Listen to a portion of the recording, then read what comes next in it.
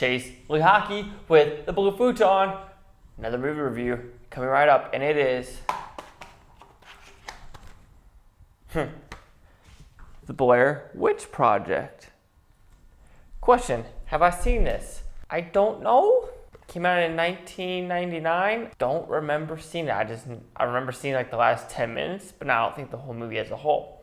But let me go watch the Blair Witch, and I'll let you know what I think of the Blair Witch Project.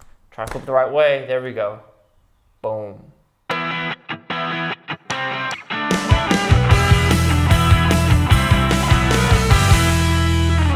Alright, just got done watching the Blair Witch Project. What is it about? It's about 3 college students going to a town that used to be called Blair, where a witch used to take blood of children, and the children completely said this woman's doing witchcraft, and they banned this woman from the town. This is in the 1800s, and then the kids start dying, some of the family starts dying, or the whole town loses its place, and a new town is made in Maryland.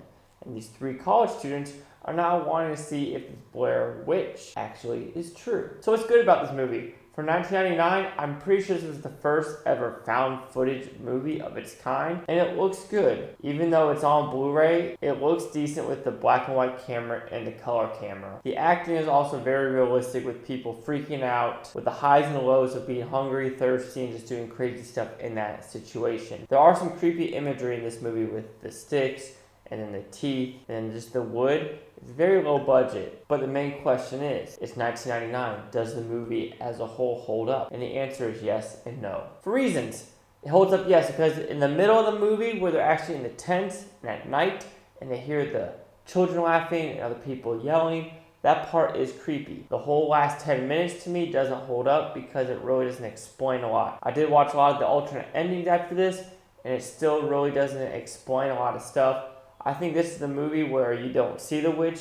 I wonder if any remnants of the witch would actually help this movie, because throughout the whole movie, no imagery of witches, just stick people, bundle twigs, and pile of rocks. And when you think about it, that really doesn't hold up. Very low budget. As you know, the editing is good, the directing is good, the acting is good, but just the whole premise really doesn't hold up almost 20 years later, which is actually impressive. But this is a landmark movie starting with the found footage. So overall, Blair Witch Project, still creepy in some scenes, good acting, directing, and editing. Bad, the ending really doesn't hold up as well, and the overall scares are very sparse now. So, the Blair Witch Project will receive 3 out of 5 blue futons, which equals to 60%. So it's not as high, I'm pretty sure critics are going to say in user reviews, but you got to give credit to where credit is due with this movie basically starting something massive. Now, let's see what critics and user scores gave Blair Witch Project on Rotten Tomatoes. Alright, I was kind of wrong. Critics gave this a 87%, user scores a 56%,